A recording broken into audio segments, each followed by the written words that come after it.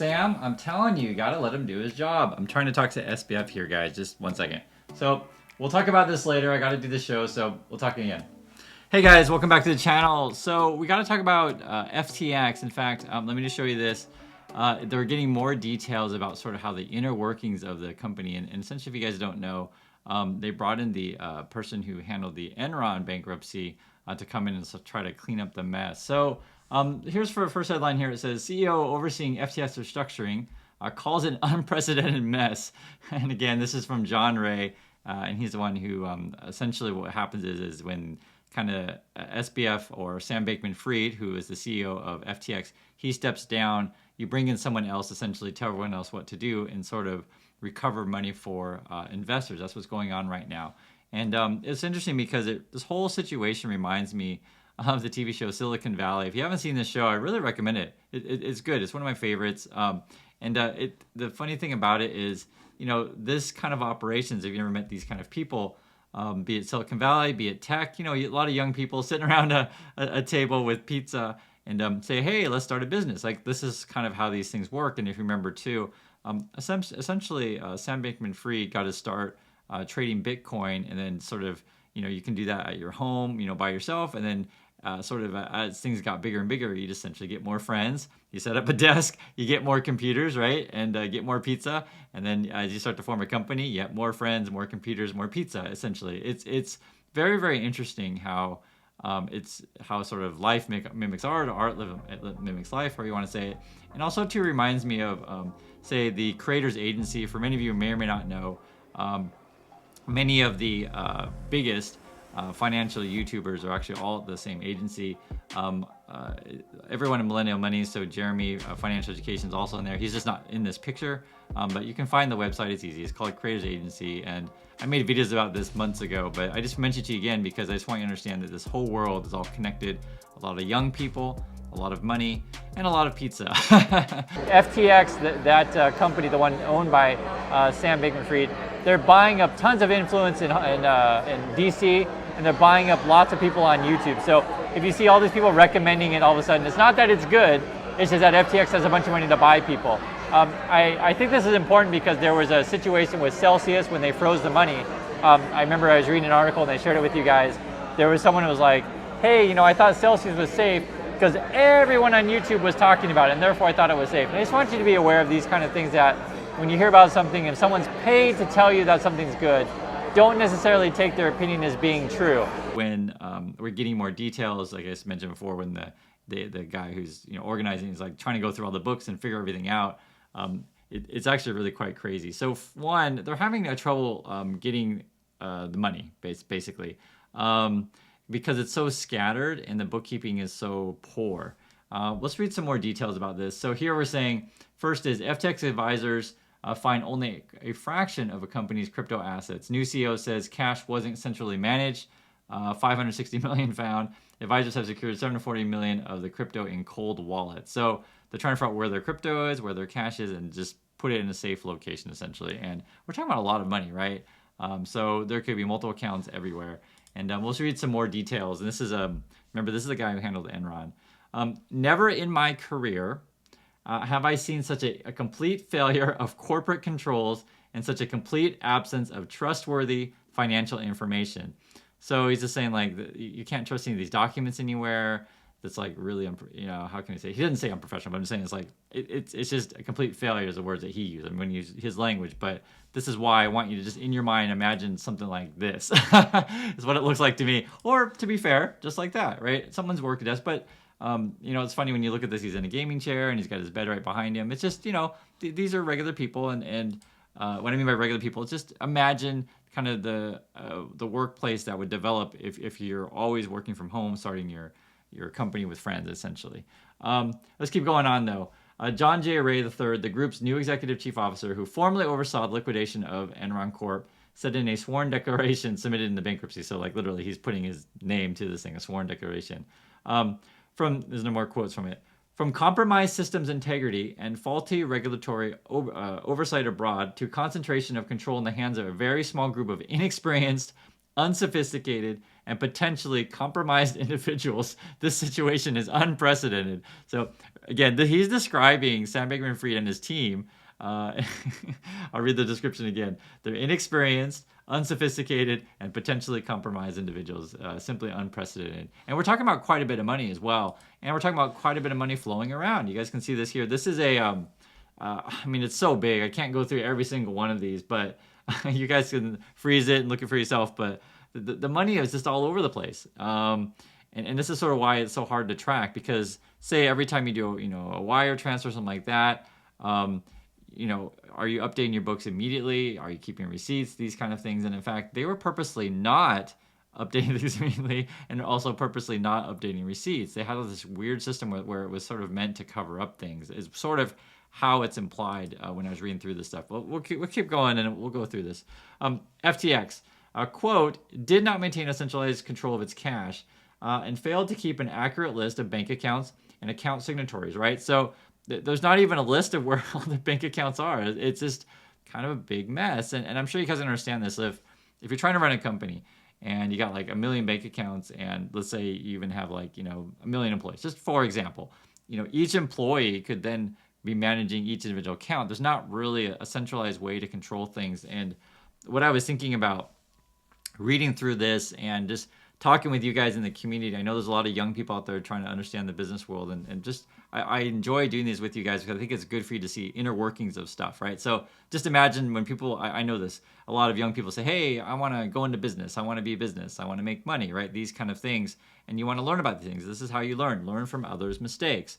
One of the biggest things that people sort of do wrong, I guess the right way to say, is not develop clear department lines in a sort of way you organize your organization, be it like you have an HR, be it you have marketing, be it you have legal advice, be it you have your books, your accounting, right? Be it you have your management, maybe your design, then maybe your coding. Just different people do different jobs at an organization. Reason why I mention that is I'll read through comments on whenever I make an Elon Musk Twitter video, and you'll have people that'll say like, oh, you don't need any HR. HR is just a waste of time. You don't need those people. Just for real, people say this. Or you say, oh, you don't need design. You don't know anything about that. You don't need any design people. And it's interesting. I just want to share this, guys, with you. If any of you have worked at a really big company, or even just small company, it doesn't matter. The reason why you have HR, just give you a simple example. Something like concept of like a purchase order. And I'm sure you guys who've worked in jobs, you know exactly what I'm talking about. The basic idea is like you need to have sort of a record of what is used with corporate funds and what's not, right? Or even, for example, just you talking about, say, hey, I got a business card for whenever I take a client out to lunch, that kind of thing.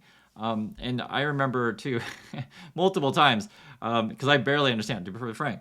I go down to the HR office of any a place I've ever worked, and like they just keep having to fill out form after form after form, and you're just like, I don't know what's going on, but I do what HR says because you tell me to do it, right? That kind of thing. And what I said, when I don't understand what's going on, is because there's someone else who knows all the rules and knows all the compliance stuff way more effectively, and that's why you hire said person. The same way that you go for legal advice and you go down to the legal department and they're like, I don't know what's going on, but you're the lawyer, I trust you. That kind of thinking. That's what I'm trying to say. And I'm fine saying, hey guys, I'm not a doctor. Don't ask me for doctor advice. Hey guys, I'm not a lawyer. Don't ask me for lawyer advice. This kind of stuff. In the same way, that's why you have different departments in a company. And it just seems like in something like FTX, either maybe they hired inexperienced people to run said things, or the other thing would seem like when I've read other accounts of this stuff before is just the way it was. You had this sort of very small group of people at the top that really controlled other things, really controlled many things, and then maybe the people, say your HR or your accounting, was just kind of just for show or incompetent. I know that their accounting people they had to check their books weren't very good. They were like way down there on the list of top accounting firms. We covered this. I'll put a link, and I talked about their accounting ones together. But it wasn't one of the big four, which is really surprising compared to how much money they have. But it's not surprising if you understand they're trying to like possibly do this on purpose to hide money and things like that. This is sort of what it sounds like when you go through all these things. Anyway, so I hope you guys understand what I'm talking about here. Anyway, okay, so let's keep going back.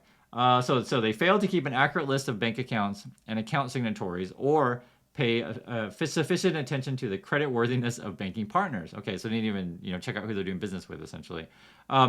Advisors don't yet know how much cash the company had when it filed for bankruptcy, so they don't even know how much money they have, right? but have found about 560 million. What else we got here? So here's another. Whoops, sorry about that. Here's another quote here. Here we go. For example, employees of the FTX group submitted payments requests through an online chat platform where a disparate group of supervisors approved disbursements by responding with personalized emojis, according to the statement. So just imagine this at your work, right? And we're just talking about HR department or whatever. You go and you ask for money to rent out a car or rent out a do a comfort trip or something like that, and you go and you ask for this money, and they send them an email or something like that, and then approval or disapproval, whatever, is done with emojis. That's like it's not really a great system. And the other thing too, which was just reading through this, I was thinking about this. Think about, you don't really want each person, like say in accounting or whatever, to have a personalized approval stamp.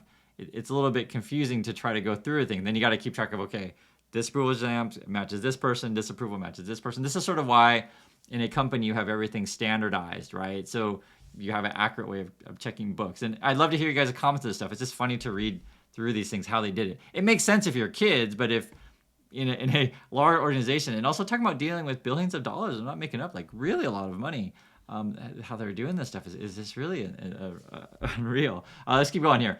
Among the alarming claims in the filing, software was allegedly used to conceal and misuse customer funds. So this is key. Software was allegedly used to conceal and misuse customer funds. So we, allegedly, right? So, it doesn't mean 100%. We don't know for sure, just allegedly. But certainly sounds like they were doing this on purpose if they're using software to sort of basically hide things. They say conceal the misuse of customer funds. That's pretty damning, actually, if it turns out to be true.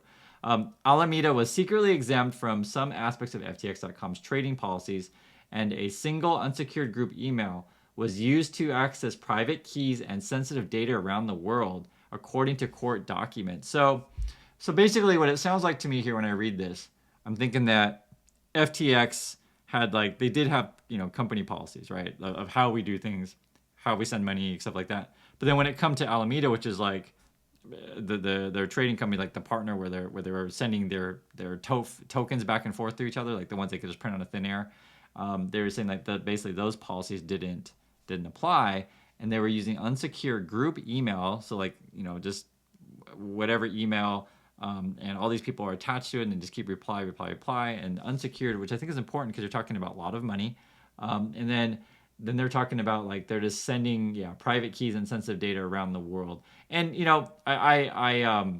I would like to hear your guys' comments on the difference between secured email and unsecured email for those of you who are in computers, just to share with the community your thoughts on it. So I'm not a computer person, I don't pretend to be, but I know what secured means, of course, and I just would like to hear you guys' thoughts on these things, because you're dealing with, like, say, crypto keys and stuff like that, and that kind of stuff matters quite a bit now, or bank account numbers, whatever, any number of things. Let's keep going here.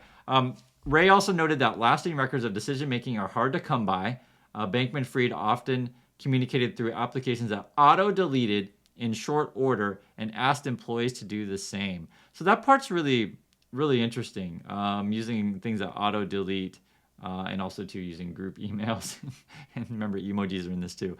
Corporate funds of FTX Group were used to buy homes and other personal items for employees. So definitely people were just buying stuff, right? They had all this money, they were just buying stuff like crazy. Some of the real estate was recorded in personal names of employees and FTX advisors, right? They're tracking where the money went. He wrote, and companies' disbursement controls were not appropriate for business, okay? Here's another headline. FTX lawyers accused Bankman-Fried of undermining bankruptcy. The last bit is actually really interesting. It looks like Sam Bankman-Fried wants everything to be handled in the Bahamas, because I think he thinks that'll be more beneficial than if things were handled in the USA. That's sort of what's going on here. You can see here, SBF trying to avoid U.S. courts in favor of Bahamas. Let's read just a little bit of it here. Bankman-Fried appears to be supporting efforts by the Bahamian liquidators to expand the scope of the FTX DM proceeding in the Bahamas, to undermine these Chapter 11 cases and move assets from debtors to accounts in the Bahamas under control of the Bahamian government. So essentially, remember, Sam Bankman-Fried stepped down. The new guy who handled the Enron bankruptcy, was it Ray is his name, comes in, and he's literally saying, hey, Fried is trying to get everything moved over to the Bahamas. I want to use USA. I mean, this matters quite a bit, actually. Bankman-Fried didn't respond to messages seeking comment on the Vox article, but his own Twitter feed, he sought to walk back the comments, which he said were not intended to be public and part of a conversation with a friend of mine. So anyway, I just want to really illustrate sort of how the world, really works. Some places do it way better than others. FTX evidently didn't do it well at all. And I just put this image in your mind. It just seems like a bunch of friends with a bunch of computers and pizza and essentially emojis, self-deleting messages, and a lot of money flying around. That's what it really sounds like to me. And I think it's kind of funny too when we talk about, say, the agency who is promoting them, and they're going to try to run away from it, and they still have, and it's the same kind of thing. Essentially a bunch of kids around with pizza and a lot of money flying around, and ultimately, though, it does seem like some people are in trouble, and we'll see what the government says. It does seem like a Ponzi scheme that's essentially illegal, and it's going to be a real mess because people want their money back. That is natural, right? It doesn't matter who you are, where you live. If someone takes your money, you want your money back, and so we'll see what happens with this, and love to hear your thoughts on it, and I'll catch you in the next video.